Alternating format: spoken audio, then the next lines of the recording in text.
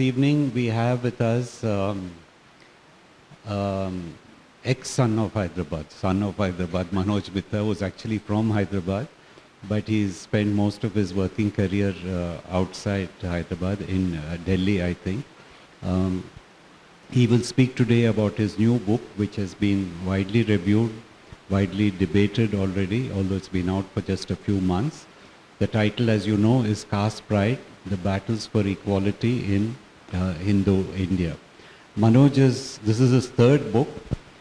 He has written two books earlier. The first was on the 1984 riots, and the second was on the aftermath of the Godhra riots. Both were about the investigation and justice, or rather lack of investigation or lack of justice. I have read both those books, and I presume they are still in print, and I would strongly recommend it, especially the Godhra book.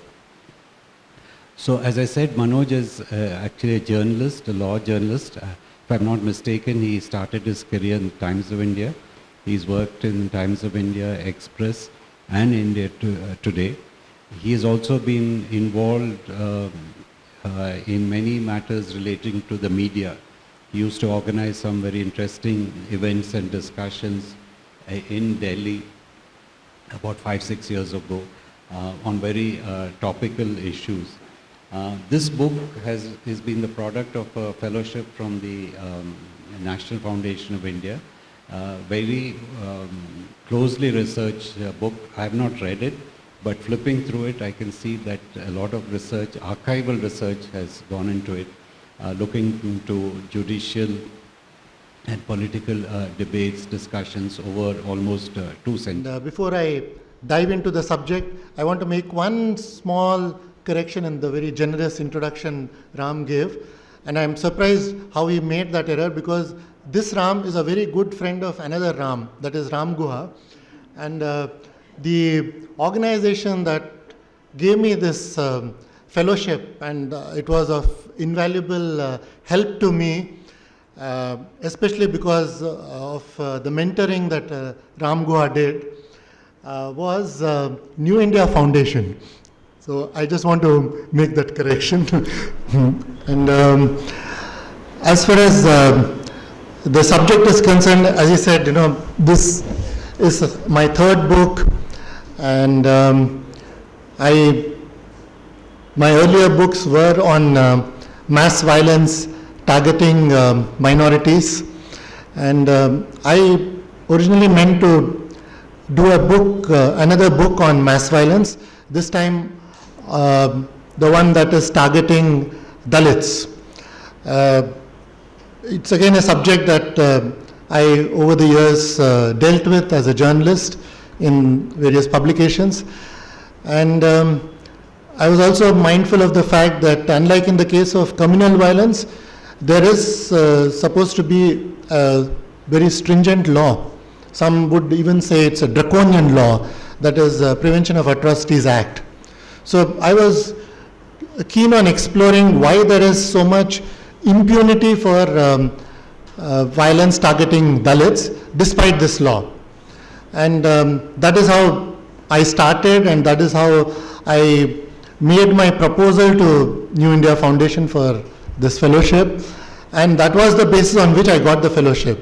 But then when I began to do my research, when I made these field trips to some of these violence sites in Bihar and other places, there was a thought that sort of gripped my mind, which is that I would again and again run into the same pattern of some arm or the other of the Indian state, be it the police, the prosecution agency, or the trial court, or even the appellate court, would betray what I thought was caste prejudice.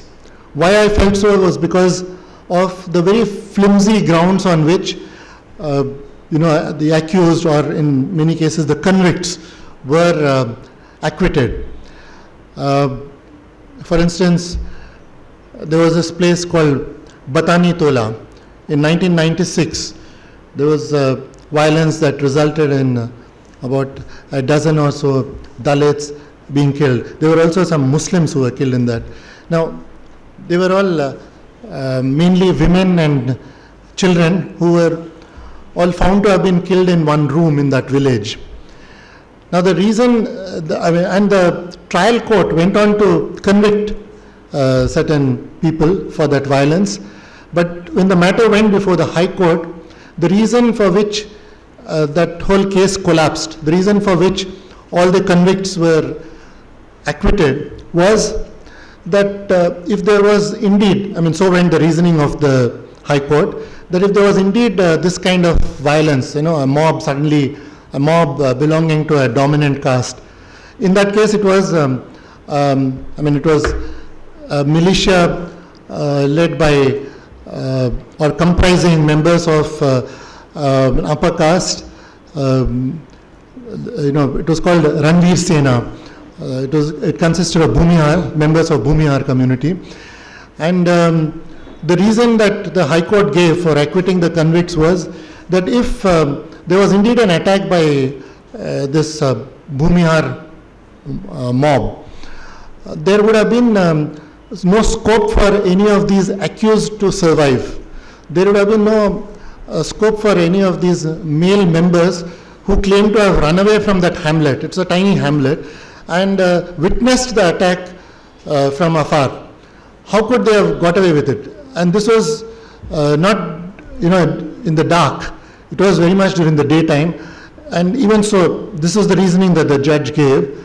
And he felt that even a woman who was in that room where all these killings took place, and she herself had a severe injury to show for her presence in that room, and even her testimony was disregarded, although law says that if a witness has a witness, if a witness has an injury to show, to bear out what she's claiming, that would lend credence to her testimony.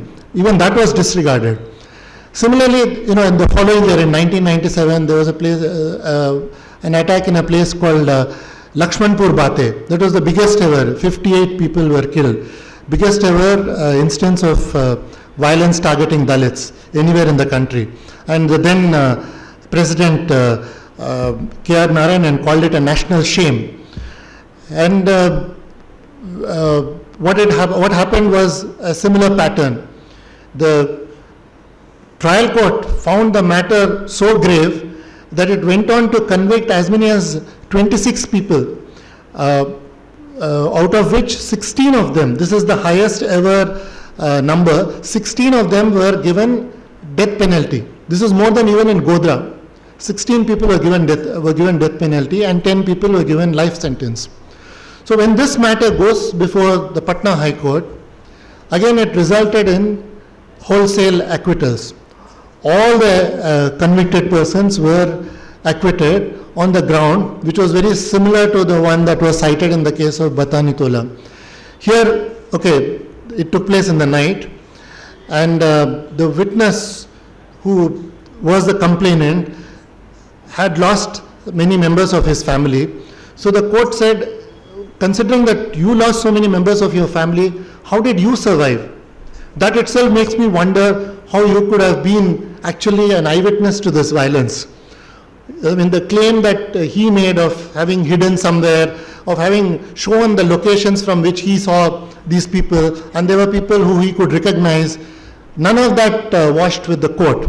So such were the very specious grounds that were given in dealing with matters that were so grave, that were so serious, that dealt with one very important, very old, fault line in our society. It required a greater sense of responsibility and rigor on the part of our system. So how is it that such a thing could happen? And how is it that after these judgments were given by the High Court, they have been pending forever in the Supreme Court? These matters, both Batanitola and Lakshmanpur Bate, these are examples I'm citing from among the many that are available. Now, these are still pending in the Supreme Court. They are awaiting their turn. And meanwhile, many of the witnesses and some of the acquitted, convicted, some of the acquitted persons have passed away, right? So now, when I was, let me also cite one example from closer home, that is Sundur or Chundur. Now what happened in this case was, this was something that happened in, this was the first case to be registered under that Prevention of Atrocities Act I mentioned a while ago. And this was the first case to be tried under a special court set up under that law. Now this is a law that was supposed to indicate a greater, earnestness on the part of our system to deal with such violence, right? So what happens? The special court is set up to conduct a trial expeditiously, and that was in theory. In practice, what happened? No proceedings could be held, no trial proceedings could be held for over a decade. Why? Because all sorts of reasons were cited by the defense. They said, look, how can this special court be headed by a Dalit? Would he not be biased against us?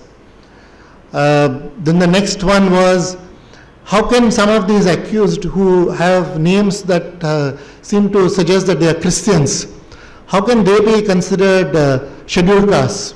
Because as it happens, that was a compromise that India made early in its career as a republic.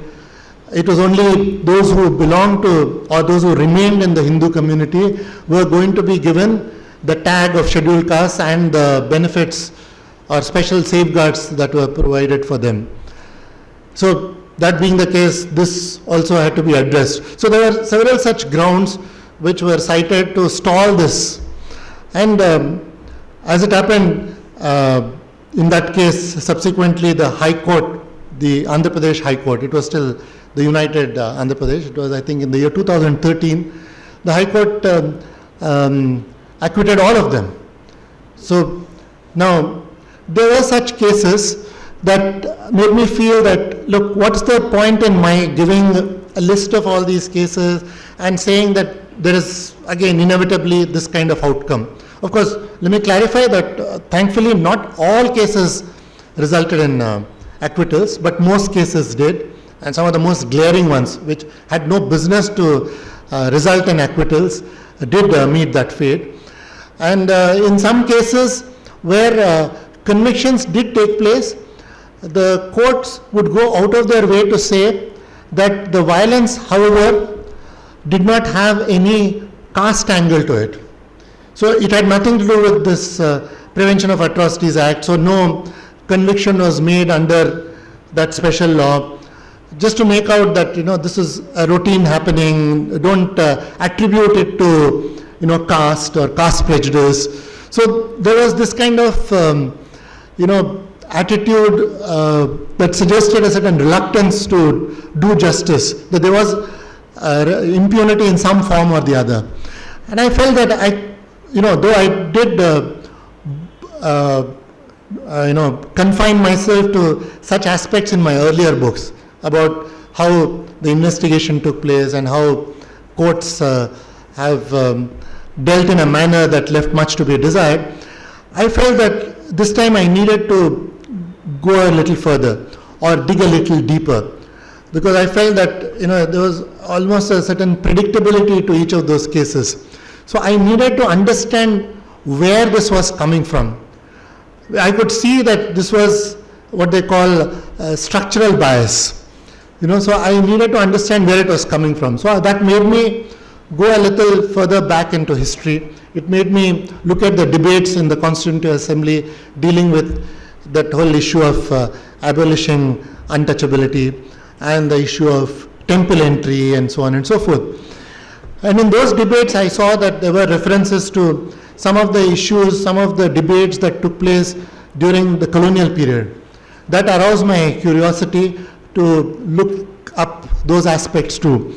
So I kept going further and further back, and what I eventually excavated or discovered was a treasure trove of hitherto unseen judicial and legislative records going all the way back to 200 years. They were dealing with different aspects of caste, not just with violence targeting Dalits. I found this very instructive, very engaging, because it gave me a sense of, as I said, where this prejudice was coming from. I mean, the kind of debates that took place on aspects like, say, intercaste marriage. Let me go into this in some detail, because it is an absolutely fascinating story. It was in the year 1918 that somebody called Vittalbhai Patel. I don't know how many of you are familiar with his name. He is the elder brother of the famous Sardar Vallabhbhai Patel.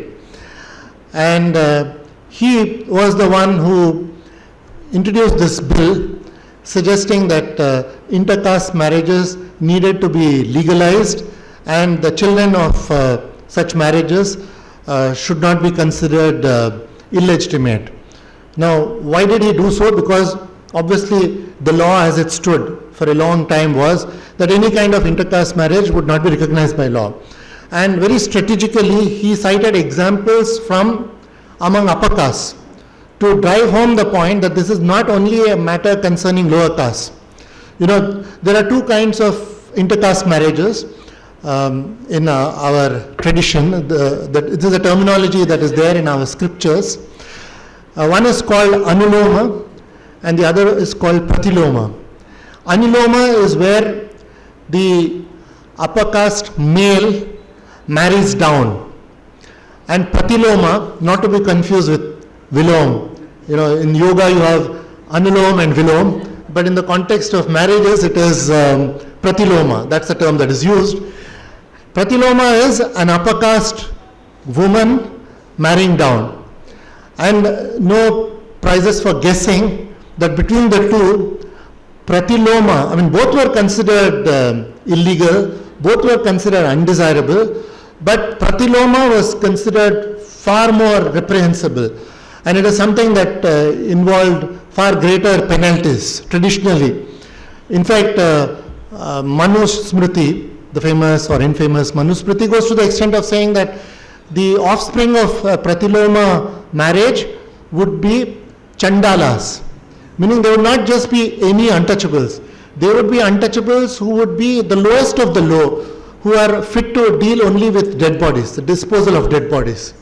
So this is in fact considered by scholars as the genesis of untouchability. This whole restrictions, the severe restrictions that were imposed by our custom, by our scriptures on pratiloma. Now, Vittalbhai Patel very strategically cites examples of marriages involving upper castes, and he cites pratiloma examples. There was one example he cited of a Brahmin woman marrying not way down in the hierarchy, but Kshatriya, right? And she lived for several years, as long as 25 years with him. She had children, but due to reasons that we did not go into, the marriage broke up. But there was no question of divorce, because divorce was something that was not contemplated at all at that time. Because remember, Hindu marriage was a sacrament, not a contract. It meant that it's a janma janmo ka bandhan. So no matter what you suffer, there was no question of you are being allowed to separate, much less divorce, right? So in her case, she couldn't help, leaving her husband, and a few years later, when things became very hard for her, she sought some kind of maintenance. And the court said, but you are somebody who are involved in an intercaste marriage, and that too a pratiloma marriage. So where is the scope for us to give you any kind of relief? We can only sympathize with your plight. We understand that you were his lawfully wedded wife for so long, and we understand you have even children from him, but our hands are tied. Why? Because it is absolutely forbidden. And remember, these were colonial courts, and this is all post 1857. So they had learned their lesson after that war, after that revolt, rebellion, or the first war of independence, whatever you may call it. They said, we are not going to be ever again doing any kind of reform that will give any kind of scope for people to say that we are, to accuse us of interfering with your religious affairs. So they were being very conservative in these matters. And so by default, or automatically, they were always on the side of orthodox elements or the orthodox interpretations. So they said, this is how it is. There is nothing we can do about it. So he said, you have such people. I mean, his whole point in citing that example was to appeal to upper caste who dominated the house, that look, it's in everybody's interest. It's in the interest of our community. It's not only about lower castes or anybody. So it's about us. It's about our community. Even then, there was a whole lot of resistance, opposition to it. And I will read out some parts of what kind of opposition, because it's quite an eye-opener, because you wouldn't expect these kind of arguments or such people spouting such arguments. Now, here's Madan Mohan Malviya. The name should ring a bell. He is the founder of Banaras Hindu University. He was a Congress leader at the time. He was also a leader of Hindu Mahasabha. He was also given Bharat Ratna in 2014, months after the Modi administration came into existence. So he is, who became Congress president, who was already a Congress president at the time of this debate in 1918, and he said this in the Imperial Legislative Council in 1918. He referred to the fact that there was an attempt in 1912 by one Bhupendranath Basu, who was from Calcutta, founder of Mohan Bagan Football Club and all. He tried to apply the Special Marriage Act to Hindus. At that time, it was applicable only to one very tiny section who were members of Brahma Samaj. So, and whoever married under that law had to give a declaration saying that they were not members of any of the other religions, any of the other recognized religions. So Basu's anxiety was that it was time that we applied it to Hindus or other religions too. And there was vehement opposition to it. So Malviya is saying, when there was that kind of opposition then, and it was, there was an attempt made by the British administration to test the public opinion on the subject, and it was from the feedback they received from provinces across British India, it was apparent that majority of the Hindu community was unprepared for it. So he's saying, is it right then? Is it wise?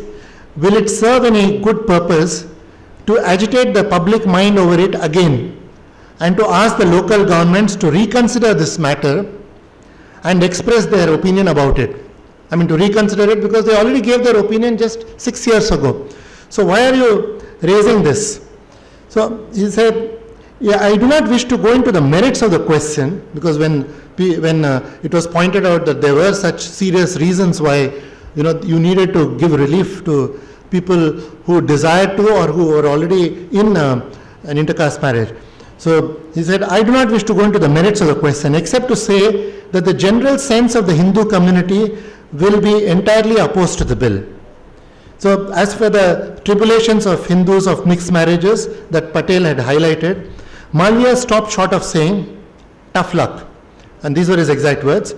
Individuals and groups of individuals who belong to a large community have to put up with hardships and inconvenience so long as the dominant sense in the community is opposed to the views which they entertain or want to promote. Right?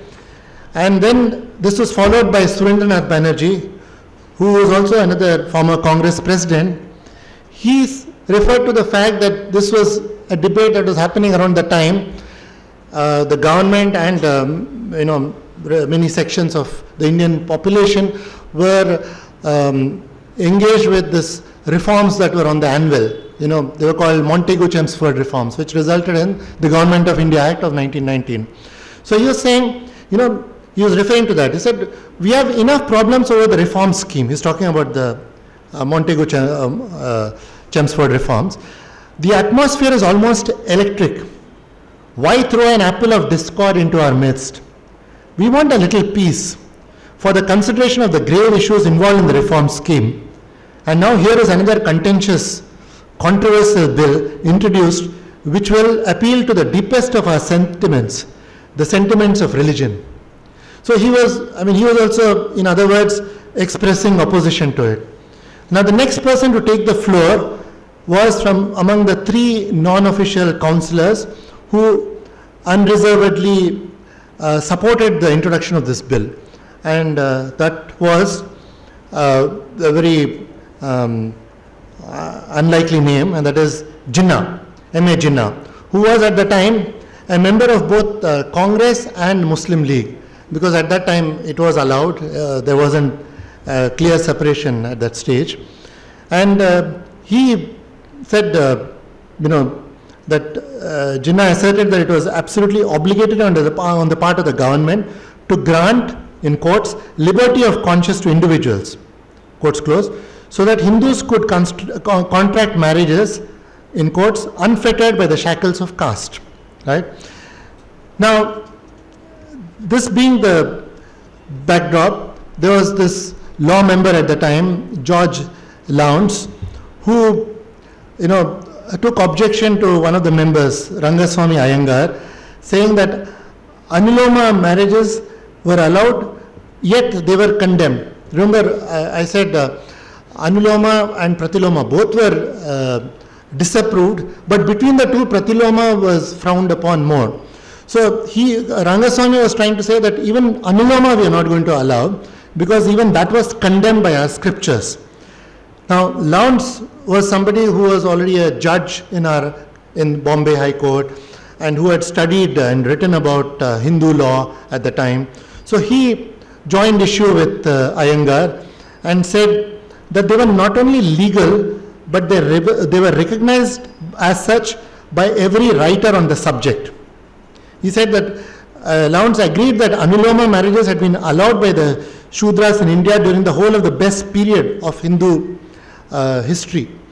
This was the view that he took, contrary to the view that some of prominent Hindu leaders from what was the Hindu right at the time. The Hindu right that we know today was yet to come into existence. RSS, remember, came into existence only in 1925. So the Hindu right existed in Congress. This was a large umbrella organization which had people of all shades of opinion. And so when Lowndes took this position that they were not only recognized, they were not only legal, but they were recognized by every great writer on the subject, Malviya interjected and said that is not correct. Lowndes stood his ground. He said, I believe it is quite correct. Malviya did not back down. He said, for 3,000 years it has not been so. So remember, it's a very strange kind of debate that was going on between a prominent Hindu leader and a British administrator. This might come as a bit of a surprise to people, especially from Hyderabad, because this is a city that gave birth to this famous movie called RRR, where I thought British administrators were really caricatured, were shown in these very black and white terms, that they did absolutely nothing good. They were all black, and Indians were all white. So if you get a glimpse of such this debate, I assure you there were many such debates, very eye-opening. And for some reason, they're not taught in our history books. It is because of this gap that I, a mere journalist, ended up writing this. There are these legal aspects of caste which somehow fell through the cracks. Historians and sociologists of great repute have written a great deal on caste, and many legal scholars have written a great deal on law, but hardly anything on the intersection of law and caste. And this is completely in contrast to the wealth of writing, scholarship on, say, the intersection of law and race in the US, right? So if I had attempted a book on the intersection of law and race, I would have struggled to find anything substantially new to say, because that ground has been so thoroughly researched and written about. But come to this intersection of law and caste, it says something about our society that an outsider like me, I call myself an outsider because when I was dealing with this issue of violence, I originally wanted to look up existing literature on the subject for some guidance. And it is because I did not find any books on the subject, I ended up looking at the primary material, I ended up going to archives, I ended up doing what was really the work of an academic. I went into their domain, way beyond my comfort zone. And it was a bit of a leap of faith. It's something I probably could not have done without the helping hand of somebody like Ram Guha, who was good enough to, as was the custom there, look at the manuscript as it is unfolding, chapter by chapter. So as he read it, he was, to begin with, quite astounded by the kind of material I came upon, and then he got the spirit of it, and he was extremely encouraging. And that gave me the confidence that I was on the right track, and this is something that needed to be gone into. Take it to its logical. I mean, go wherever evidence takes me. And that's the approach that is in common between what academics do and what journalists do. Without any preconceptions, go wherever evidence takes you. And so this is what it came to, that you have this kind of a debate that was going on, and it doesn't end with this. He goes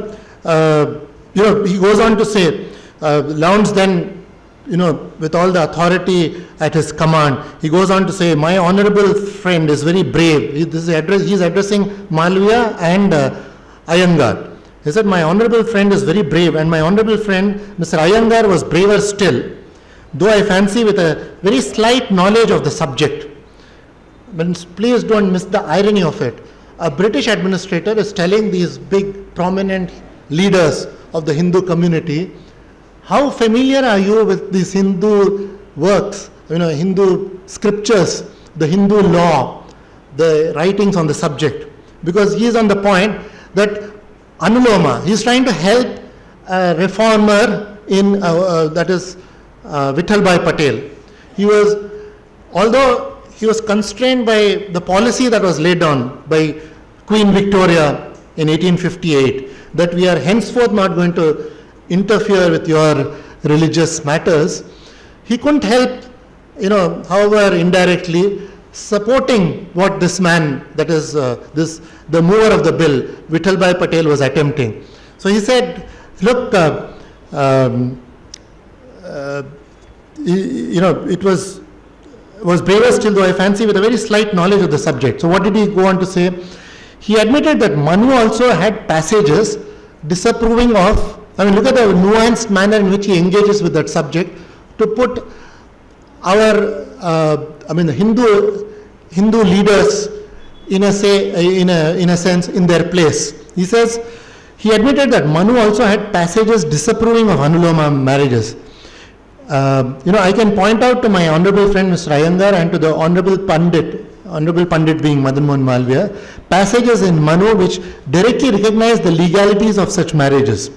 And then he goes on to say, yes, on the other hand, there are also passages that disapprove of it. So he's pointing out the ambiguities in our scriptures, and he says that, because of these contradictory passages, he says Manu Smriti was probably a conglomeration of texts belonging to a great number of different periods. In any event, he asserted, it is hardly an authority on the work, as the work contains texts both ways. Since Manu is saying both things, so you can't make this assertion that Anuloma is also absolutely forbidden. So he is indirectly conceding, okay, Pratiloma might be a little too radical, okay, I grant you that, but let's at least open this little bit of window to Anuloma, at least one form of intercaste marriage. Now, What I found interesting is it's not just this debate in the House. There was also, because of the fact that, after this debate took place, then again the British administration took the measure of circulating the bill across the country to various regions to elicit public opinion. So it led to a huge debate across the country. So many people participated in it. So the ensuing turbulence polarized Hindu society, inducing some of the tallest leaders of the time to weigh in on the bill. And I'm happy to say, since we began this meeting with the national anthem, so here it is. On 19 December 1918, Rabindranath Tagore extended his heartiest support to Patel's initiative, saying, open quotes, "It is humiliating to find that some of our countrymen are opposing this bill under the notion that it will injure Hindu society if it is passed. Calling such," quotes close, "calling such reaction," open quotes, "a libel against the spirit of Hinduism," Tagore said that the religion had actually been, quotes, "allowing mixture of castes and making new social adjustments from the time of the Mahabharata." To Tagore's mind, the resistance to intercaste marriage laid bare a contradiction in the freedom struggle. He said, "Where society is terribly effective in its weapons of persecution, it is shameful to appeal to a foreign government to stiffen by its sanction a social tyranny." The social tyranny is endogamy, caste system. He said, "It is shameful to appeal to a foreign government to stiffen by its sanction a social tyranny, to rob people of their right to the freedom of conscience, and in the next moment to ask from the same government a wider political emancipation." So Tagore, the internationalist that he was, the humanitarian that he was, he could see through the hypocrisy of our leaders, who on the one hand were seeking political emancipation, but on the other hand wanted to preserve all these, regressive caste restrictions. Now, there was another leader who came up with a very stirring response on the lines of, much on the lines of Tagore, that is Lala Lajpat Rai, who was at the time in New York, and this is what he wrote from there. "It will be a great blow to our prestige and good name abroad if this extremely small measure of reform based on actual legal necessity is defeated on foolish sentimental grounds." So, I'm pointing out these contrary views because, whoever claimed that this is the Hindu position were being contradicted by others who also happened to be from the same community, right? So, a leader of the Arya Samaj, which was, both a revivalist and a reformist organization, and he was also a leader of Congress. So, Lajpat Rai observed that while, in quotes, "the authors of the Shastras have made a liberal provision for necessary changes in social life and customs, it was the rigidity and absurdity of the judge-made law of the British courts that has brought about the existing impasse in the marriage laws of the Hindus." Now, another important leader, Aurobindo Ghosh, his support was a slightly qualified one. He said, "I should have preferred a change from within the society rather than one brought about by legislation. At the same time, it would appear," he said, "that the difficulty created by the imposition of the rigid and mechanical notions of European jurisprudence on the old Hindu law could only be removed by a resort to legislation." So he grudgingly conceded that there was need for the kind of legislation that Patel was proposing. Now, the most interesting one, I will end this part with this, is none other than Gandhi. Gandhi's reaction to the bill, I don't know how many of you are familiar that Gandhi evolved on a whole lot of things, and most certainly on caste. To begin with, let me at the outset say that there was one very amazing contradiction between his personal life and his public life. In his personal life, it must be considered he was quite a radical. He would not allow any kind of varna system to be observed in his ashram. He would force everybody to do the meanest of tasks, even clean toilets. Famously in that movie Gandhi, he even forced his wife, much to her anger and dismay, to participate in that activity. He said, I've never done that. He said, no, you have to do if you are an inmate of this ashram. He even adopted one Dalit girl called Lakshmi, So such is the example he set in his personal life. But when it came to his public life, he was much too conscious of the need to carry everybody with him. So he didn't want to be in a situation where he was far too ahead of public opinion at that point of time. So this is the kind of positions he ended up taking a lot of times. So this was in 1919, February 23. He suggested a milder reform which did not permit even anuloma marriages. So what was the reform he was suggesting? He said, let's have something between subcastes. He was using the word caste and subcaste and varna interchangeably. What he was essentially proposing was that within each of those four varnas, so let there be marriages at that level among Brahmins of different, sections of Brahmins, or among Kshatriyas, or among Vaishyas, or among Shudras. But, and this is the way he put it, using the terms varna and caste interchangeably, Gandhi said, no objections in intercaste marriages among the subcastes of the Brahmin, Kshatriya, Vaishya and Shudra communities. And added that on no account should the existing fourfold division be broken through. Meaning he was very categorical that there should not be any kind of marriage that even Patel cited, that anuloma and pratuloma is normally taken to apply where there is intervarna. So even between, say, Brahmin and Kshatriya, it should not be allowed. Now, this is the kind of debate that took place in 1918, and sure enough, there was no prospect of the bill being enacted with this kind of opposition. And there was no question of the government backing this bill when so many influential leaders were opposed to it. And there were repeated attempts after that. A few years later, it's another matter that Patel went on to become the first president of what was known as Central Legislative Assembly. This is a precursor to today's Lok Sabha. So he was the first Indian speaker, so to say. He was at that time designated as president. So now there were attempts made by other leaders to to introduce and get such a law enacted to legalize intercaste marriage.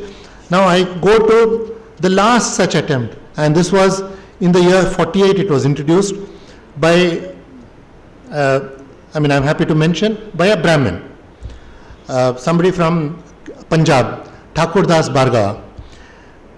He introduced the bill citing the precedent of, he had this historical sense. He knew that he was carrying forward a battle that was initiated by Patel over 30 years earlier, and he said that that the time had come for our country to pass it. Now 48 would mean that it is post-independence. Now something dramatic changed in the House. True that there was this 46 election after the Second World War, and Congress had come into power in a big way and so on. Now the interesting thing is that when this bill was being discussed and put to vote, there was absolutely no voice of dissent. There was zero resistance to it.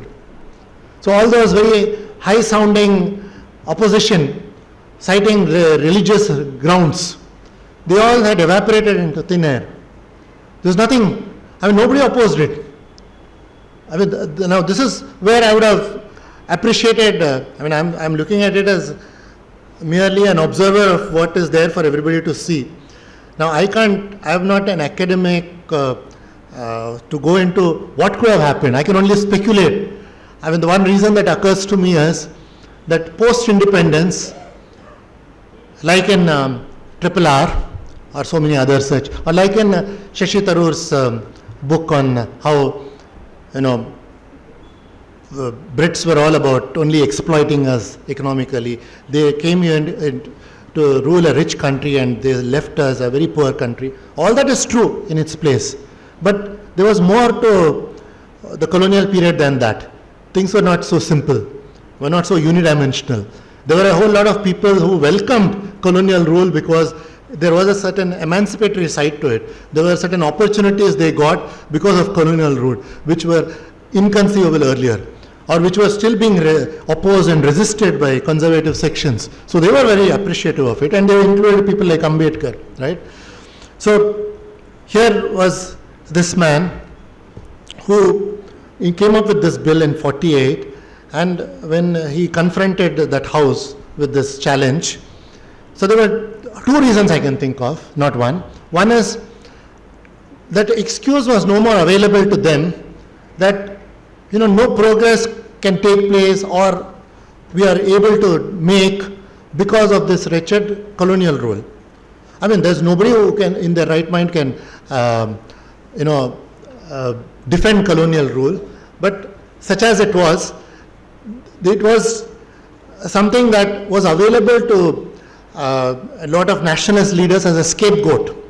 So, since the colonial rule had ended, they couldn't say anymore that, for whatever, let our political emancipation come, we will deal with it. This was a line that right from Tilak's days onwards, in the last decade of the 19th century, when there was a proposal to increase the age of consent from 10, believe it or not, from 10 to 12. So Tilak said, this is completely unacceptable. So if you find any justice in this proposal, we will deal with it in good time after we get political emancipation. So that was a line that nationalist after nationalist was taking. Now, post-independence, that line was not available. Now you are in power, 48, right? So you have to do something about it. And the second reason was that there was a larger threat to the Hindu right at that time. And what was that? That was the comprehensive Hindu code bill that was being piloted by Ambedkar. And this was, at the same time, this was happening. So they were happy to see this piecemeal legislation. Okay, let's, compromise on this. Things that matter to us, like not allowing divorce, not allowing this notion of, Hindu marriage turning from a sacrament to a mere contract, or not allowing daughters to get inheritance rights. These are all such radical proposals that were there, a whole lot of such radical proposals in that Hindu code bill. So they said, okay, let's concede this intercaste marriage. Anyway, a lot of upper caste people are also involved in these intercaste marriages. So let's concede this, right? So this is this is a slight deviation from the scheme of my book, because otherwise I basically stuck to storytelling. I remained, though I went into the domain of academics, I remained a storyteller. I did not pretend to be a pundit who can hold forth, who can pontificate, who has expertise in these matters. So I was determined to be a storyteller, a kathavachak, and not a pandit, right? So I kept any kind of opinion to the minimum. I let facts speak for themselves. I have allowed these participants in these debates, the two sides, to speak, because many of these debates were as fascinating as the example I just cited, right? So when this happens in 1948 and it's taken up for voting in 1949, he says, this is something that was, he recalls Patel and says, he is the original mover of this bill, and if tradition allows, I would like to call this bill the Patel Hindu Marriages Validity Bill. That was actually the name of Patel's bill, the Hindu Marriages Validity Bill. He adopted the name of the title of Patel's bill and his provisions. And he was in that very American style, there in America you do have legislations named after their legislators. So he was saying it was a fitting tribute to the lesser known Patel brother that for once India's national legislature had denounced the caste system without any qualification or dissenting voice.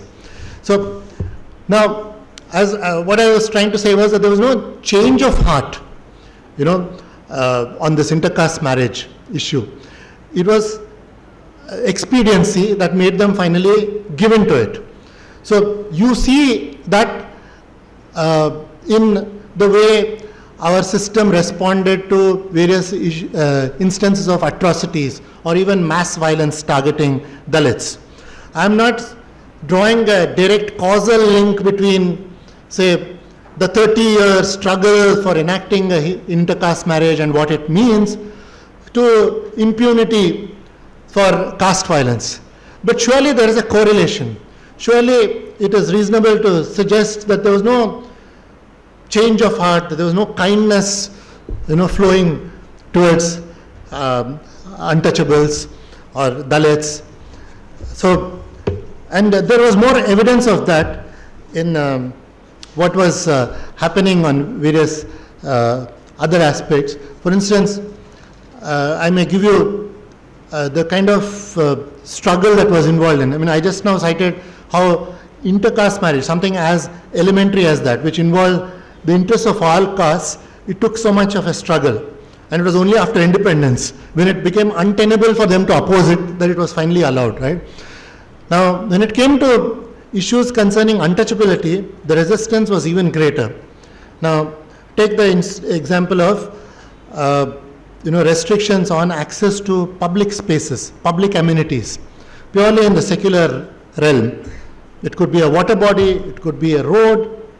I don't know how many are aware, because in recent decades, South has received a lot of praise for being ahead of the rest of the country for the development that it showed, the progress it made, and so on and so forth. But during the colonial period, during the period that I examined, it's an altogether different picture in the context of caste prejudice, in the context of untouchability.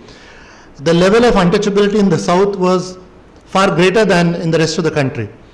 If the rest of the country had untouchability, what was said about South was, especially in Tamil Nadu, in Madras Presidency, and even Travancore, it was not just untouchability, but you have unapproachability. And in some places even unseeability. Meaning, forget, that man touching me, which was the case, which was anathema in the north. Or if somebody's shadow is falling on me, I might still have to go, it's my pious duty to go and take a bath and do some kind of expiation, to show my superiority and that man's inferiority, right? But in the South, even if that man was walking on the same street, it was something that was unacceptable, right? There were penalties for that. So much so that somebody like Vivekananda, who went around the country, this was in the last decade of the 19th century, he was so shocked by what he saw in Malabar region and Malayalam speaking areas, that he said that this whole place is a lunatic asylum. That's what he thought. He is somebody he traveled across the country. He couldn't believe the extent of untouchability that was apparent before him.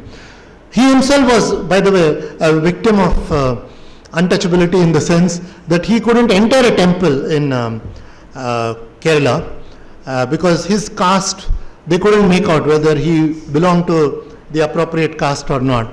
So, he had such kind of experiences across the country, but he thought that what he saw in South was even greater. So here is evidence of that when this restrictions on access to public places was being debated, there was opposition from all over. There were battles that were fought in, I'm skipping all details because I don't have time for that. But I'm looking at some, the evolution of laws to give you a sense of how at every step they had to fight for it. So the first thing that I would like to mention is that something which we all ought to have known as one great milestone in our history, a moment that should have been celebrated because, post the reforms of 1919, it was not just Indian representation in legislatures that increased, but there was even quotas that were set aside for Dalits. When this was something that Brits did on their own, long before any Indian parties, much less Congress party, asked for it. In fact, the first legislator from the Dalit community was appointed by Willingdon, who was governor of Madras Presidency, in year 1919. This was long before Congress had any such desire, long before even something known as Justice Party, the Brahmin party of the Madras Presidency, had asked for any such thing. They were at that time still confined to promoting and protecting the interests of the upper Shudras or upper non-Brahmins. This was the plight of untouchables was far from their consideration at that point of time. So here was this British governor who on his own initiative appoints this man, MC Raja, as a legislator. And Raja doesn't show any signs of feeling beholden to him. He loses no time in moving a resolution for throwing open public places to Dalits, especially streets, because they were forbidden in his part of the country. So, and he takes objection to the fact that before his resolution was taken up for discussion in the House, in the Madras legislature, Willingdon, already at a public place, expresses reservations about this route. He says, look, society has to be ready before we can take up such matters at the legislative level. I mean, understandable diffidence on the part of a colonial administrator, right? So till the Hindu society was ready for it, till there was a consensus among them, he was not willing to touch it. So this man, launches an attack on Willingdon and says, you have no business to prejudge my reservation and already create an atmosphere against my resolution. So, and he accuses him of being biased. And this man, in his defense, it's a very fascinating debate that took place on 20th November 1919 in Madras legislature. He says in his defense, look, it's very ironic that of all the people you should be accusing me of bias because I am the one who on my own nominated you, right? So this is just to give you a backdrop to the fact that by and by more and more Dalit legislators were being appointed in Madras, in Bombay, and so on and so forth. So in 1926, one absolutely amazing incident happened, which we all ought to know, but unfortunately, nobody ever wrote about it.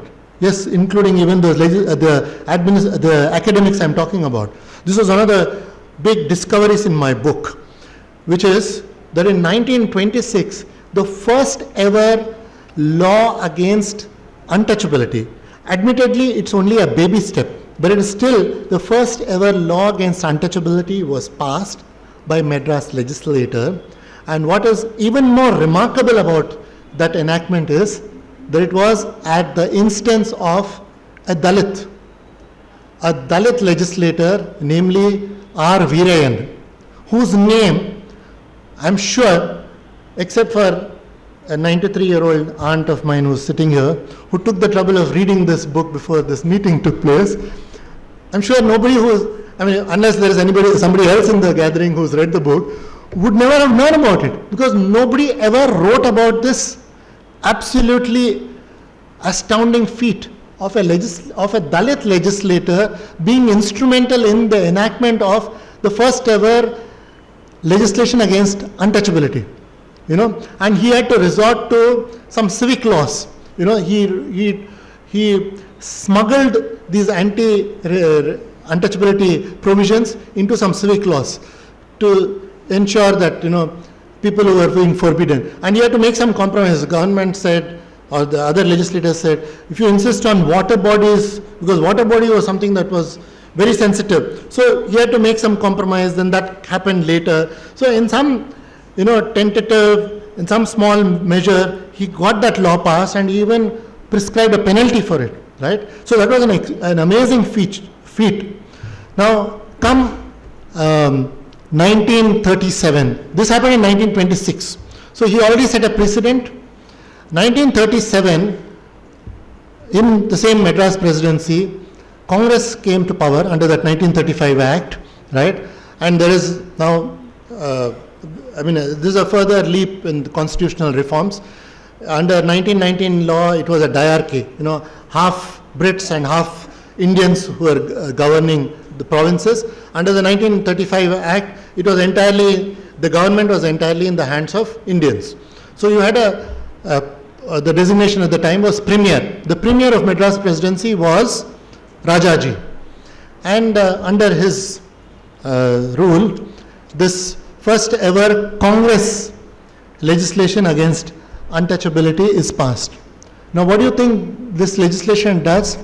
Now it already had this precedent of Virayan's legislation, and there was another legislation that followed, one by Saldana from Mangalore, which was part of the Madras presidency. So you had these precedents before Rajaji's government, but it disregards all that. And all that this bill says is that any custom that recognizes untouchability will not be recognized by any state authority, by a court or any other authority, right? Now, what would happen if somebody, in pursuance of that custom, perpetrates untouchability, does not allow an untouchable to exercise his rights, to draw water from somewhere, or to go into the market, or walk on a street, or whatever, right? What would happen? The bill is silent on it. It does not define any penalty, define any offense, much less does it prescribe any penalty. It's just a declaratory legislation. It's just declaring the intent that, we don't think it is correct anymore to recognize this. But those who choose to recognize, those who still choose to practice untouchability, they will face no consequences. That was evident from the omissions in that legislation, right? So that is hailed as, this is a law that is, there's no mention of, in history books, there's no mention of the breakthrough made by Virayan. But I dare you to look up any history book that will not mention this measure. Though it's actually, the name is very misleading. It says Madras Prevention of Civic Rights Act. But there's nothing like that. There's no offense defined in it, nothing. So similarly, in Bombay presidency, you have the government of B.G. Kher, and you had a minister like K.M. Munshi, who dealt with corresponding legislation. Now they, and in that legislature, you had, to their misfortune, somebody like Ambedkar and his party had done remarkably well. They won about a dozen seats or so. So they were there to express their views, their opposition to what the government was attempting there. So they point out, though that bill was better than the Madras legislation in that it defines the offense and it even prescribes a penalty, however modest it might have been. But it has one very fatal weakness in it, which is, which is that it does not treat it as a cognizable offense.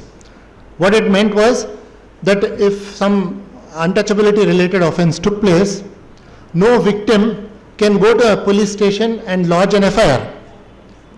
So there is no question of the state resources being used to investigate that offense and bring the culprits to book and prosecute them and render justice. No. What that legislation said was that it will not be a cognizable offense, which meant that the victim, the affected untouchable, will have to engage a lawyer, will have to know about the law, he'll have to have the resources to engage a lawyer and have the courage to withstand pressures from dominant castes or whoever might have, committed that offense against him. So these are all the assumptions that were implied in that offense, in that legislation. So sure enough, Ambedkar opposed that and said nothing doing. So he did not allow that bill to be enacted because he and his party members opposed it tooth and nail. And then, again, in a pattern that is very similar to what I said about intercaste marriage. So in 1939, when they opposed it, Kher and this Munshi say that this is very undesirable. It will have all sorts of it will polarize our society. It's not something that should be entertained at all. Then in 1946, when they come back to power, Kher is back as premier of Bombay Presidency. Then that bill that was left abandoned, then he takes it up again. So this is around the time of independence again. And now his whole attitude changes. The attitude of everybody there changes. Now it suddenly becomes desirable. Now he says, yeah, it should be cognizable. So he doesn't talk anymore about the harmful effects of making it cognizable, of allowing police to get into that space. What was implied in it was till the other day, or it continues to be in the minds of many people, a pious custom. How do you now treat it as some criminal offense? So be realistic, be reasonable, give them time. So that was the attitude. So that attitude of giving them time, of not being too harsh, continued in many ways. So again, post-independence also, when the matter was taken up at the national level, by then, in 1954, Ambedkar was an opposition leader in the Rajya Sabha. So he takes offense to the fact that the Nehru administration comes up with a very effete bill which says things like, okay, it's now, because Bombay had already set the precedent, it has to be cognizable, but it dilutes the law in various other ways. For instance, it imposes very minimal penalties, and even so, it says that it could either be punishment or fine, and there's no minimum punishment prescribed. So the fine could go as low as it can get. It can even be just nominally the upper limit was 500, but there's no limit set at the lower end. So it could be 1 rupee, 2 rupees, 5 rupees, and that's exactly what happened. And these are all things that Ambedkar anticipated in his statement, in his intervention in the Rajya Sabha, and said, this is, what sort of an eyewash is this? Why are you being so apologetic about this? And this is something that directly flows from your commitment in Article 17 of the Constitution, which says that untouchability is an offense and the various penalties relating to untouchability will be defined in a law and penalized. Now, it's a very solemn pledge that you made in the Constitution, and this is not the way you should be going about it. But then his opinion was not given due weight. The law was passed in the form in which the Nehru government wanted it to be passed. It took the experience of over a decade, then in Shastri's time in 1966, a decade after this law was passed, they set up a committee which goes into the functioning of that law, the implementation of that law, and vindicates all the concerns that Ambedkar raised in 54, and then suggests that they needed to be strengthened, and to what extent they were strengthened, and to what extent the strengthened law was enforced, and why there was so much impunity. That's a different story, so I won't go into that. So I see that I've already done 49 minutes. So should I wind it up? What's the consensus here? Should I speak for a few more minutes, or should I throw open for question answer? Whatever you prefer. Okay, I'll cite just one more example, which is temple entry. As you can imagine, this was even more sensitive. If there was so much resistance to restrictions in the secular space, they felt even more justified in preserving the sanctity, the purity. And there used to be in those days this was the language that was used, polluting caste. This was there in, their debates. It was there in the administrative records. This is how it was referred to, Now, so in the context of temple entry, I want to cite, I already gave you an example of how Gandhi was somebody who had a lot of evolving to do, and he did evolve, and towards the end of his life he was quite an emancipated person on the subject. He was completely a liberal on the subject, but in 20s he was quite opposed to it. I say 20s because there was this misconception among academics who, because they did not engage what was the legal aspect of caste, the best of academics from around the world and in India, I cited some of them in my book, made this mistake of assuming that the Vaikom Satyagraha represents Gandhi's openness to temple entry. The truth was far from it. Vaikom Satyagraha was related to what I mentioned a while ago about unapproachability. There were these boards that were put in a place called Vaikom on the streets leading to a temple, a Shiva temple, and there was this a very assertive backward community called Edavas, who under the influence of Narayan Guru had launched this agitation, and Gandhi, to his credit, had backed this, and he even visited Kerala and even Vaikom, met Narayan Guru at the time. Congress came out in support of it. But merely because there was a temple figuring somewhere in this campaign, it should not be mistaken for a temple entry campaign at all. That whole campaign was for throwing open those streets. There were boards which said that untouchables and Edavas had this grievance that they were not quite untouchables, that they were attached the stigma of untouchability because of their traditional occupation of toddy tapping and so on. Similar was the case with Nadars in the Tamil speaking part. So both of these two castes were amazing examples of castes that managed to shed that stigma of untouchability over the decades, and today they are clubbed in the OBC community. But in earlier decades they were treated as untouchable. So that was the part, that was the time we are talking about. In 27, when this 24, in the mid-20s when this was going on, Gandhi supported this because it was only about throwing open streets. It was not about temple entry at all. When did he become open to temple entry? It was only after Pune Pact. Why? Because in Pune Pact, Dalits had made this extraordinary gesture of giving up their hard-fought right to a separate electorate. I mean, whether that is desirable or not is a separate debate. But because of the pressure exerted by Gandhi through his fast in Pune, in Yerawada's prison, that Ambedkar and others given to that, right? And by then, Ambedkar in 1929, Ambedkar had his own evolution. In 20s, he was quite taken up with, reforming Hinduism from within. So there was even one event in which he experimented with sacred thread, Jenu. Let us also wear Jenu.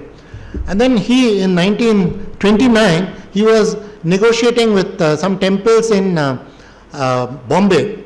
This was after temple entry agitation that was going on in Pune, Parvati temple entry. So he was saying, I'm going to have something similar in Bombay.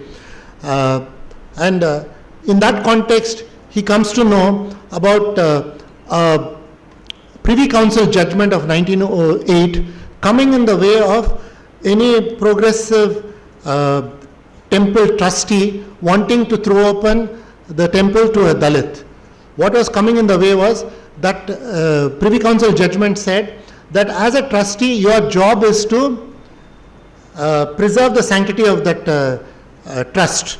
So whatever the requirements of the trust. So the trust says that whatever is the custom applicable to a given temple, It's temple specific. Whatever is the custom given to a temple, applicable to a given temple, that had to be preserved at any cost.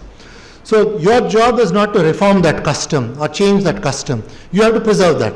So it meant that the law ossified that custom. So the most regressive of things would remain static. So there was no scope for reform. Now that realization made Ambedkar propose a legislation on temple entry and other aspects of untouchability, and it was a remarkable feat. You know, if Veerayan's legislation needed to be celebrated, this bill that Ambedkar proposed in 1929 also deserved to be celebrated. Why? Because it was not only the first untouchability bill at the national level that was proposed, that was drafted. Ambedkar himself was not yet a national legislator. He was at that time in Bombay. So he gives it to a national legislator called M.R. Jaikar to introduce it in, and he introduces it in the House. Even then, and then after M.R. Jaikar couldn't complete it, then it was taken up by Shanmugam Shetty, who was a leader from the Justice Party, who went on to become, like Ambedkar, a member of Nehru's cabinet.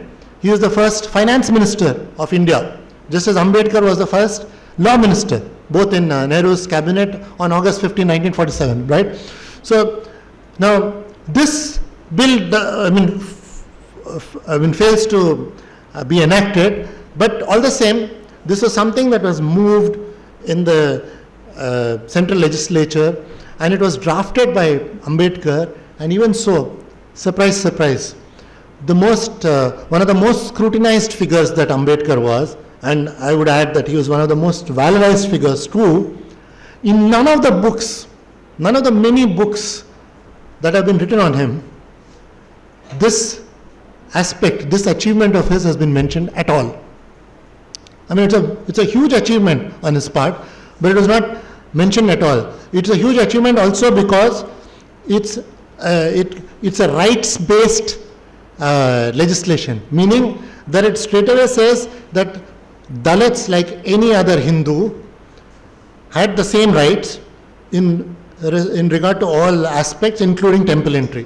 That's what that bill says. So something as radical as that was proposed for the first time, needed to be recognized and celebrated. But in none of the Ambedkar books, many Dalit books, many Ambedkar books, or there's so much awakening among Ambedkarites, but somehow this did not come through, right? So the only reason I attribute to my coming up with this finding is not that I'm any smarter than them or any more intelligent than them. It's simply because I had the confidence, because I represent confluence of law and journalism, I had the confidence to look at these legal aspects of caste, and that is how I unearthed this. Now, the reason I went into this background is to say that in post Pune Pact, Gandhi felt the need to make a reciprocal gesture. They gave up their hard-fought right to,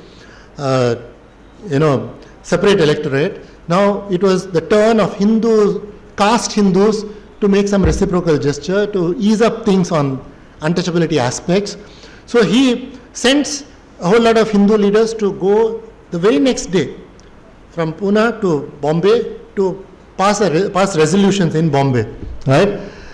And as it happens, one thing leads to another. Then he also discovers that there's no getting away from. He was in that resolutions. He says, as far as temple entry is concerned, let us try to achieve it only through persuasion, not legislation.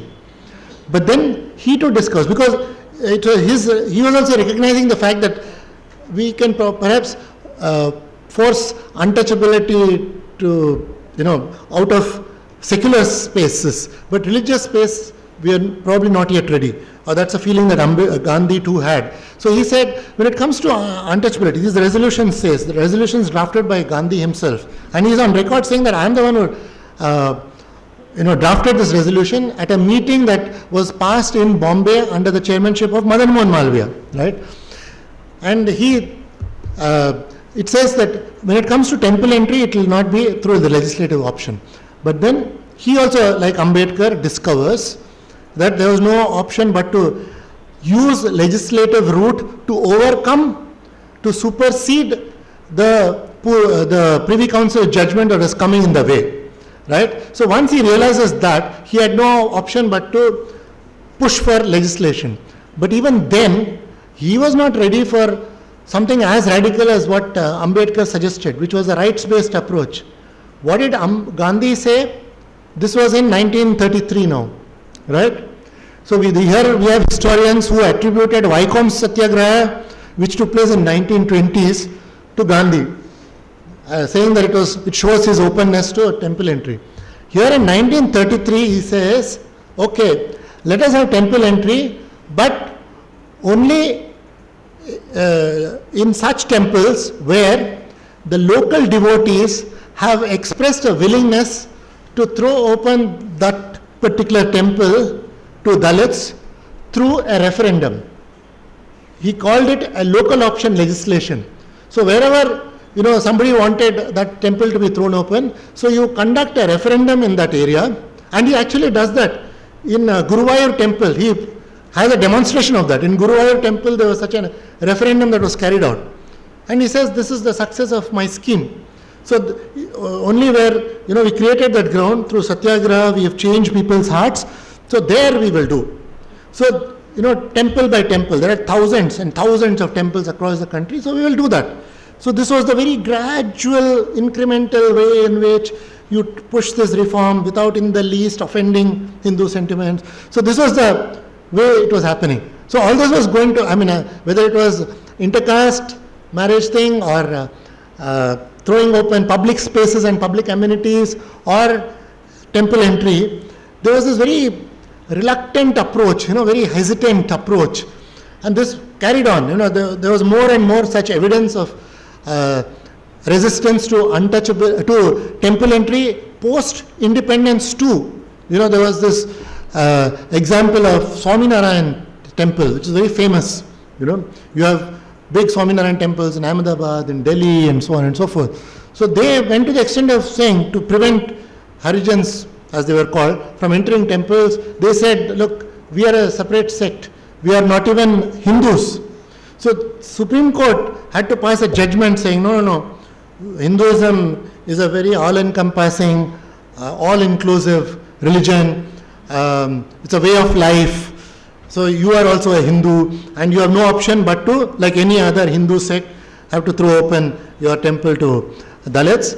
So this is how, it's another matter that in that, while describing Hinduism as an inclusive religion, the Supreme Court judgment sidesteps entirely the elephant in the room, namely the caste system, which was evidence of Hinduism being anything but inclusive, but in order to promote that narrative in the given context, all very well intentioned, it was to force the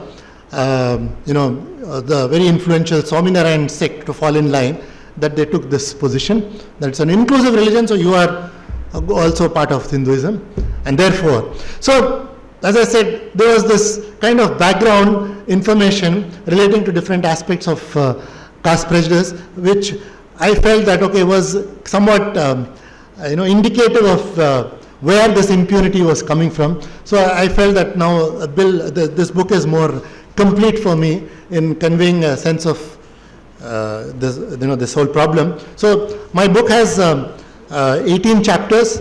The violence related chapters are towards the end, the last two chapters. So you have these 16 chapters preceding those last two chapters to give you a sense of where this impunity is coming from. A fascinating presentation. I think there was a lot more that you could have said, but I think it leaves it to us to read the book to find out. We now open the floor for questions. Narrating the 100-year-old history of evolution of caste. Now there is a big debate is going on about Uniform Civil Code. So when we look at this Uniform Civil Code looks desirable because, see, it may not be speaking about Hindus, but there is a large segment of society which prefers polygamy.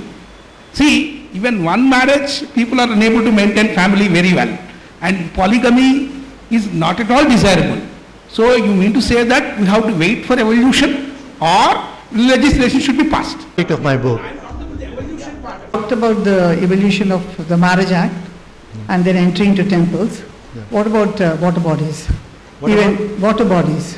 Water bodies. Access to water for me is Yeah. much more important than access to a temple. Yeah, sure. Even So- in 1980, in the 80s, we had the Karamchedu a massacre which directly involved water bodies. Yeah. Yeah, the access to water. Now, there is a two-glass system still existing in Andhra Pradesh, where Dalits are made to drink from one glass. And now, you were talking about Gandhi and changing, and small changes, kind of as though it doesn't mean. But when you have a law which cannot be implemented, the law is there, but when it has to be implemented, can be implemented only if there is a societal change.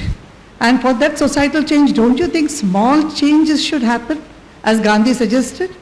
Because you have the law, but the policeman, the lawyer, the judge, the district collector, everybody belongs to her upper caste.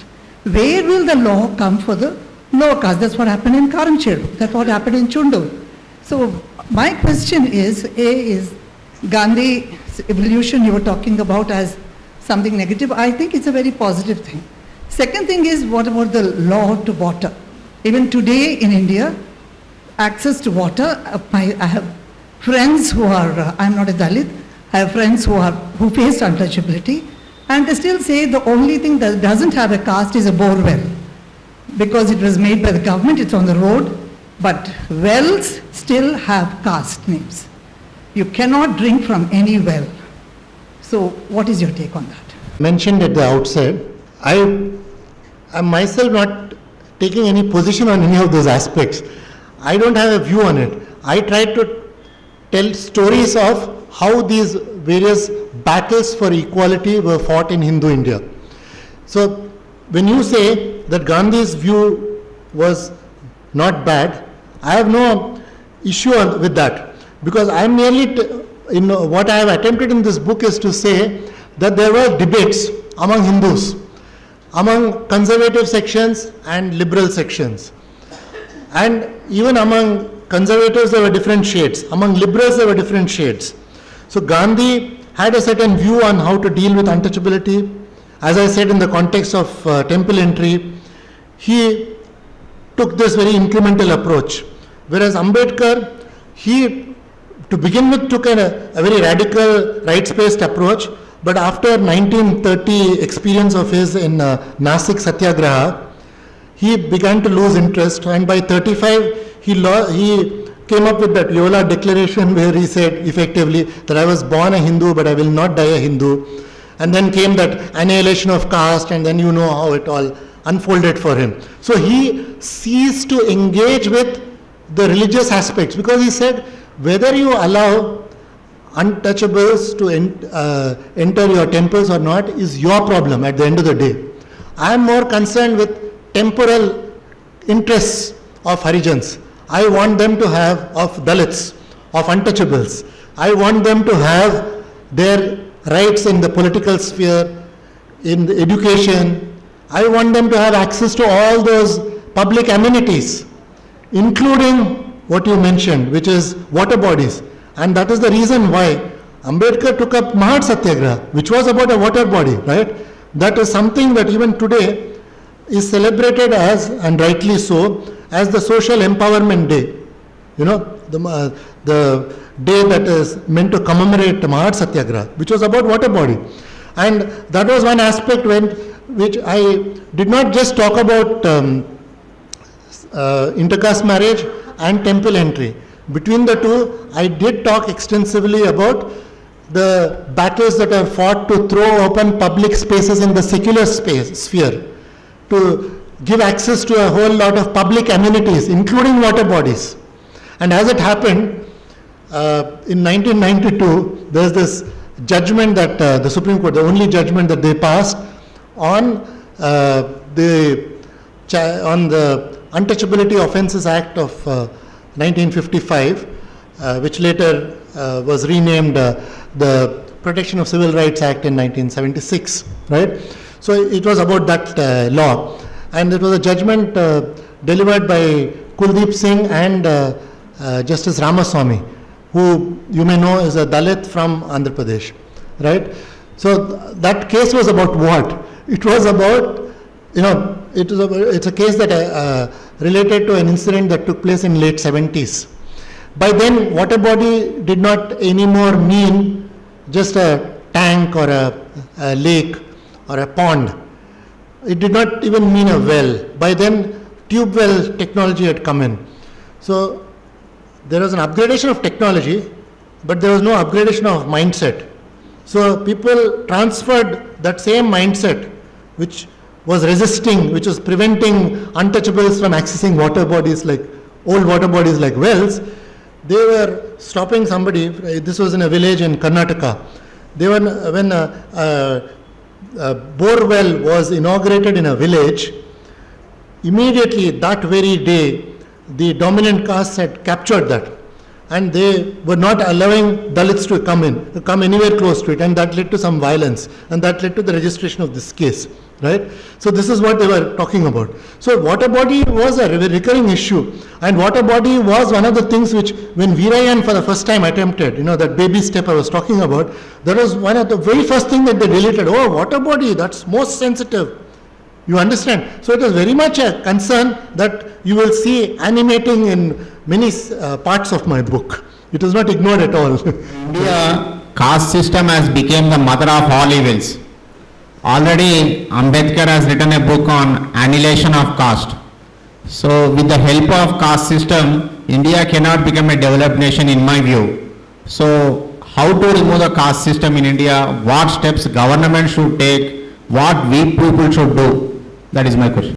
The RSS chief made only yesterday. He said for the ongoing mission of awakening or reawakening India, reawakening the nation, India needs intellectual Kshatriyas. Now, this is a curious formulation. It's been in this rhetoric of the Hindu right in recent years. I found that ironic because, not too long ago, in the 19th century, the rhetoric of the Hindu right was something entirely different. Far from expressing any desire to have intellectual Kshatriyas, in the 19th century, Brahmins were on record saying that Kshatriyas don't exist at all. They went on to say that even Vaishyas don't exist at all. Their contention was that we are the only twice born Varna. That in Kali Yuga, there were only two Varnas.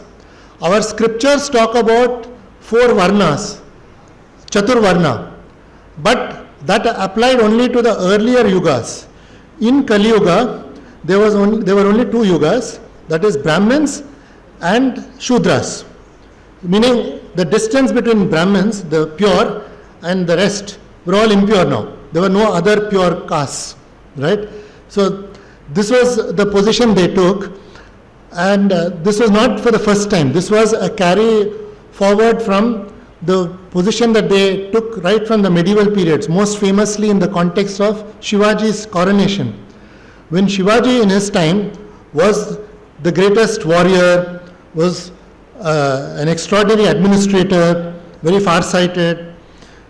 Now, when he wanted to be anointed as Chhatrapati, Brahmins from his kingdom opposed him, saying that, don't you know that Kshatriyas don't exist anymore? Don't you know that they were all under the Puranic legend, they recited a Puranic legend of Parshurama, an avatar of Lord Vishnu. He had already exterminated all Kshatriyas because of the abuse of caste privileges of theirs. Are you not aware of it? So, Shivaji, I'm citing the example of Shivaji because in recent years you've had interpreters of caste system saying that caste is not Janma based, but it is karma based, that if you show certain qualities, you will have opportunities to be upgraded. But nowhere do they say what is the mechanism that scriptures provide or custom provides of that kind of upward mobility in the caste system of individuals showing that kind of aptitude. But leave that aside. In the context of Shivaji, even he was not spared. Somebody who showed such extraordinary qualities, even he was not recognized in his time as a Kshatriya. They said no, just displaying these qualities of Kshatriya, just being the greatest warrior, greatest military leader, greatest administrator, does not qualify you to be a Kshatriya. Why? Because they were unabashedly taking the Janma-based view and said, you've all been exterminated. So he was forced to call a Brahmin all the way from Varanasi, Pandit Gagabhat, to get himself anointed. And Gagabhat could do that after he agreed to a very concocted lineage, genealogy that was created to say that even in his time, there were some traces of Harijans, Kshatriyas who were still alive in Rajputana, Sisodias, to who belonged Rana Pratap, the contemporary of Akbar, right? So he had to provide a fancy genealogy suggesting that he was a descendant of Rana Pratap, a Sisodia. Here we are talking about a Maratha Bhosle, right? So it was only in such circumstances that he was finally anointed by Gagabhat, because none of the local Brahmins were willing to recognize him as a Kshatriya. Now come to the 19th century. This attitude the Brahmins continue to display, except that now there were a whole lot of people who were exposed to Western education, Western values, and these Western institutions, courts of law were there. So in certain disputes, this question went before courts. And one matter went all the way before the Privy Council, where Kshatriyas from Bihar, Rajputs from Bihar, went all the way to London and appeared before these white masters and said, you tell us, this is what the case involves, you tell us on the basis of this evidence, whether we as Kshatriyas still exist in Kali Yuga in the 19th century before you or not. So they had to go through all that evidence.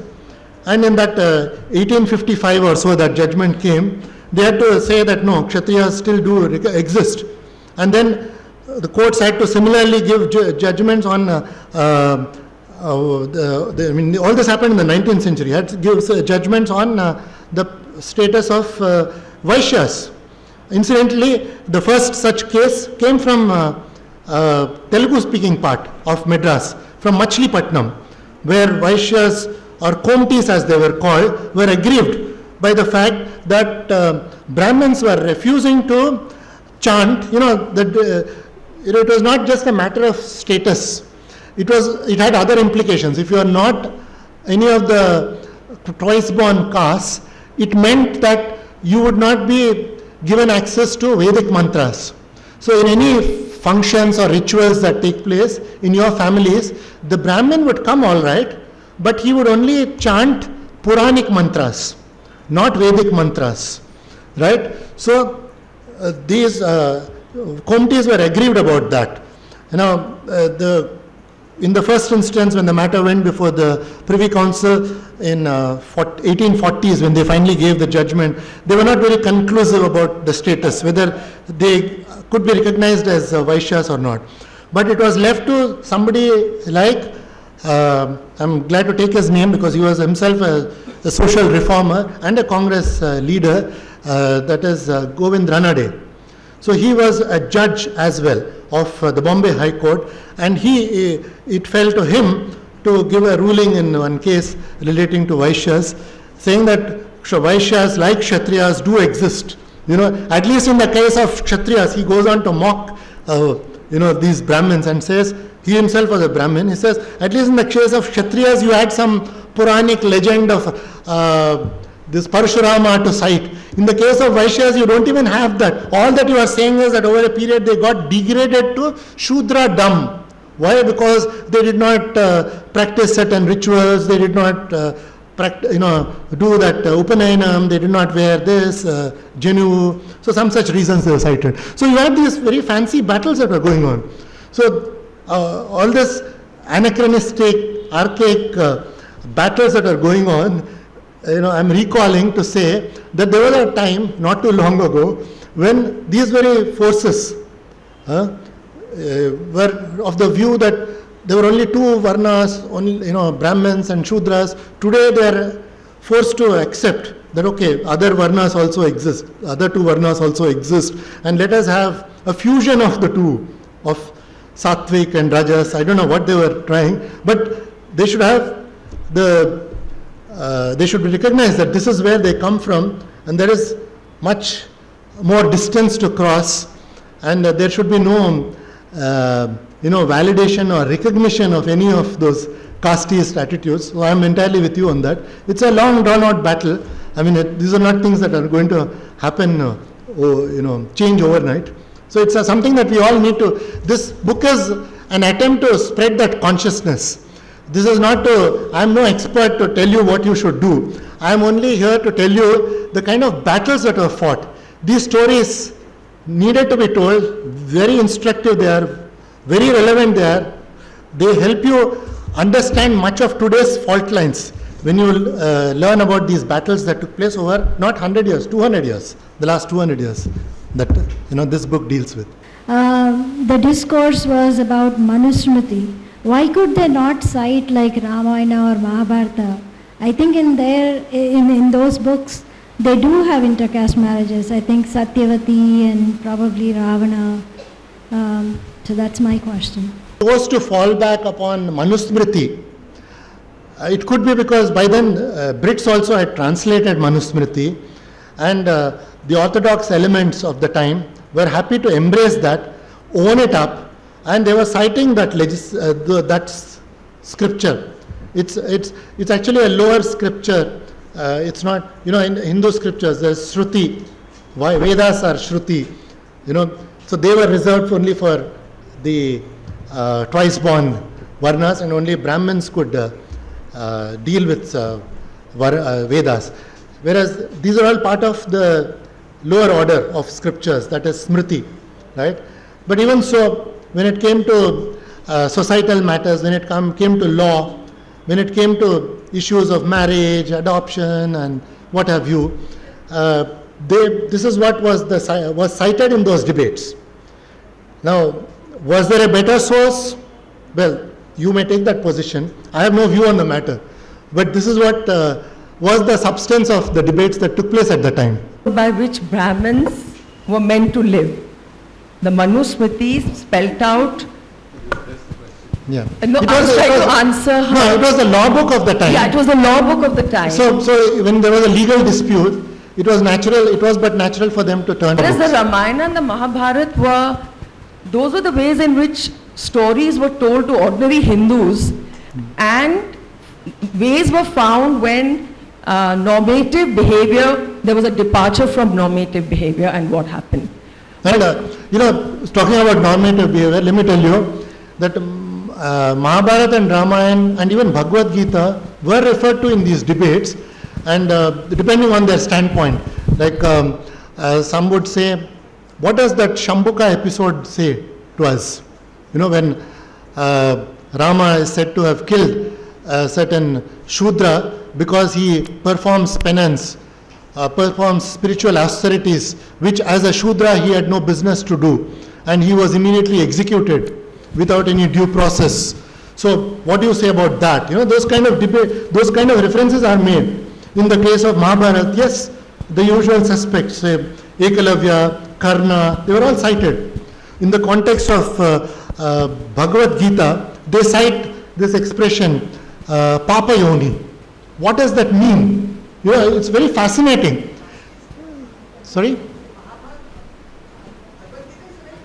Yeah, so that was a position some of those speakers, some of the liberal Hindus took on those debates that took place, whether it is on access to untouchables or intercaste marriage. On these various debates, there were extensive references to various scriptures.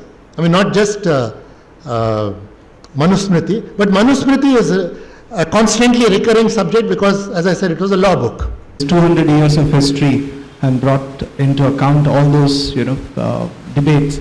Do you see any success stories as such?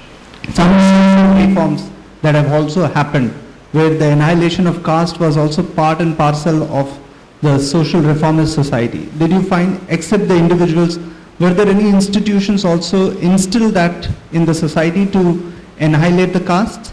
That's one. The other question is, because right now we also witness this EWS, the economically weaker section reservation.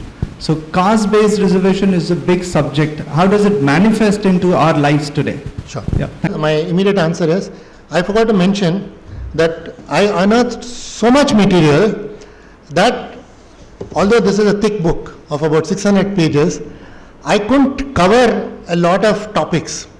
I have dealt, when I said I have 18 chapters, each chapter deals with a topic as exhaustively as I could do, and it's chronological. It could begin sometime in the 19th century, early 19th century, and it could end sometime in the 21st century, right? So, I could not accommodate many topics in this book, and therefore I will be doing another volume.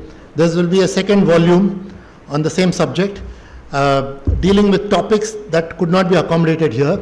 And one such topic is reservations. There's a lot of interesting history to how this came about and all that, which we ought to know because it informs today's concerns and debates. So I felt that there is a need to go and look at that history. And so that, I assume, answers your second question. As far as the first question is concerned, are there success stories? Now, there are no absolute success stories, and I'm not here, just as I said, I'm not here to, to theorize. I'm not an academic. I'm not here to give you a model and all that, right? So I did not sit in judgment on who's successful and who's not.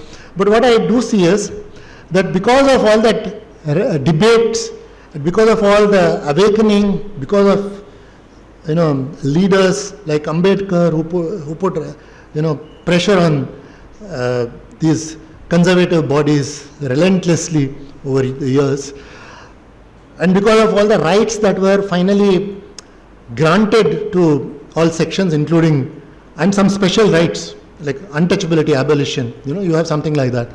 And you have something like, on the freedom of religion, we don't just have a clause which says in 25, Article 25, which says, okay, everybody has freedom of religion or freedom of conscience. Our founding fathers and mothers felt the need to also have a clause that clarifies that when it comes to Hindus, we need to make it clear that all Hindus, when it comes to temples, that all Hindus, irrespective of caste, needed to be given access, should be given access. Why did they feel that need for that? It is because of the background of prolonged agitation against untouchability and temple entry and the resistance that was displayed. And who were the ones who wanted this clause to be introduced? I'm very delighted to mention this because there were people who you would not expect. The man who drafted this clause, and indeed even the original clause relating to Article 17 about abolition of untouchability, both these clauses were drafted, and this is all a matter of record in the Constituent Assembly. Everything is very meticulously put out there, right?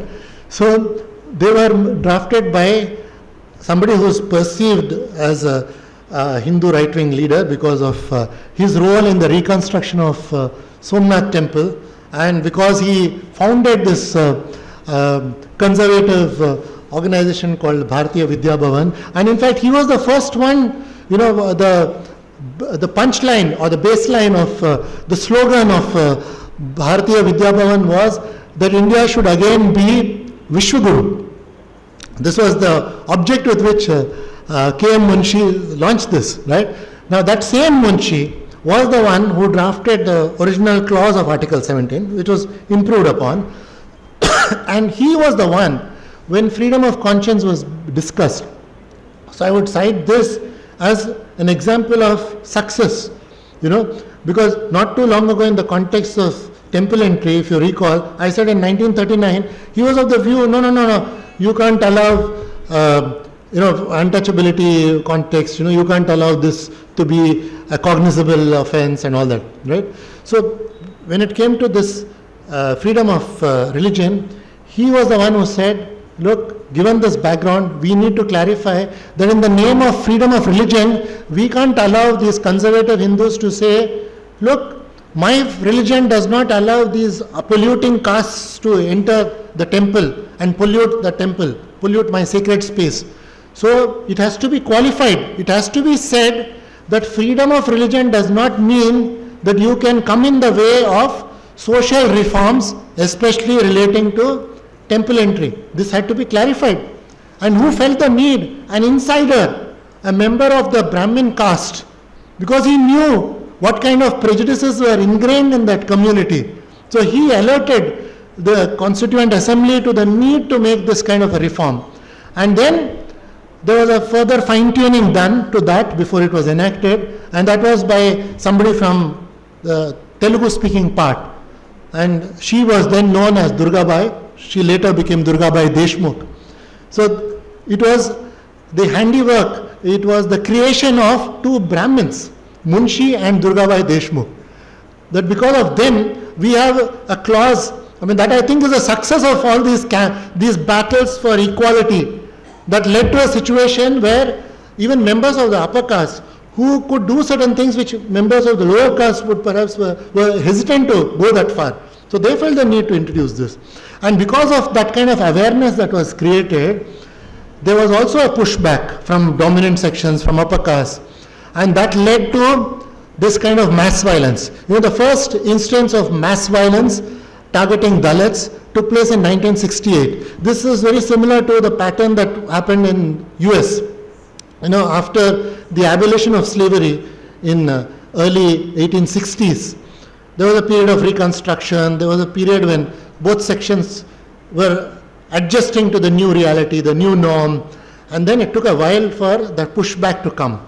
And it took the form of segregation laws, what they call Jim Crow laws. And it was during the time of Jim Crow laws that you saw riots, race riots, you saw lynchings. All this never took place during the time when it was legal to oppress a black through the institution of slavery. Similarly, in India, there was no this kind of large-scale violence, the kind I mentioned in Lakshmanpur, Bate and all that, did not take place in the lifetime of Gandhi or Ambedkar or even Nehru. The first such incident took place in 1968 in the Madras province, in a place called Kilvenmani, where about 42 women and children were burnt alive in one room, and the court could never dealt with this issue of how they all happened to be packed into that room, how they were all burnt alive, how there was no chance for any of them to escape, who was there who was preventing them from escaping or allowing others from helping them. No such questions were answered. And the High Court of Madras went on to say, how can you say that these upper caste people who were so well heeled, who had motor cars, how could they have indulged in this kind of violence? So you had this kind of specious reasoning. So Kilvenmani set the template for mass violence, and Kilvenmani also set the template for impunity. And after 68 onwards, there have been many such episodes across the country. So the fact that this pushback is not a sign of success, but that there was a need for a pushback because there was this increasing assertion on the part of Dalits. So that assertion of equality was itself a sign of success, but then that led to this kind of unfortunate violence. That's a different matter.